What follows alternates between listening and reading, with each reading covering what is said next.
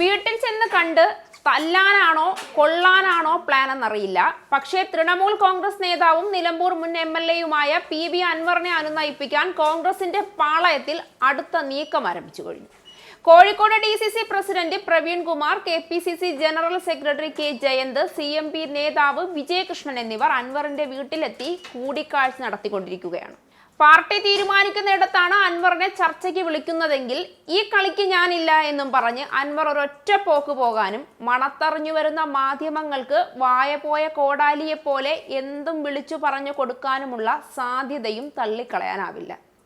അതുകൊണ്ട് തന്നെയാണ് ശത്രുപാളയത്തിൽ ചെന്ന് തന്നെ ശത്രുവിനെ അനുനയിപ്പിക്കാനുള്ള തീരുമാനത്തിൽ പാർട്ടി നേതൃത്വവും ഒടുവിലെത്തിയത്. വീട്ടിൽ കയറി വന്നവരെ ഇറക്കി വിടാൻ സാധ്യതയില്ല, സ്വന്തം വീട്ടിൽ നിന്ന് ഇറങ്ങിപ്പോവാനും സാധ്യതയില്ല. പിന്നെ ഒരു ദേഷ്യത്തിന് അൻവർ എന്തെങ്കിലും തല്ലി പൊട്ടിക്കാനും സ്വന്തം വീടായതുകൊണ്ട് ഒരു ചാൻസ് ഇല്ല. അപ്പോൾ അനുനയ ചർച്ചയിലെ പൊട്ടലും ചീറ്റലും ഒരിക്കലും പുറത്തു കേൾക്കില്ല. മാധ്യമങ്ങൾ പിടിച്ചെടുത്ത് പുറത്തുവിടാനുള്ള എല്ലാ പഴുതുകളും അടച്ചുകൊണ്ടാണ് അനുനയ ചർച്ചകൾ അണിയറയിൽ നടക്കാൻ പോകുന്നത്.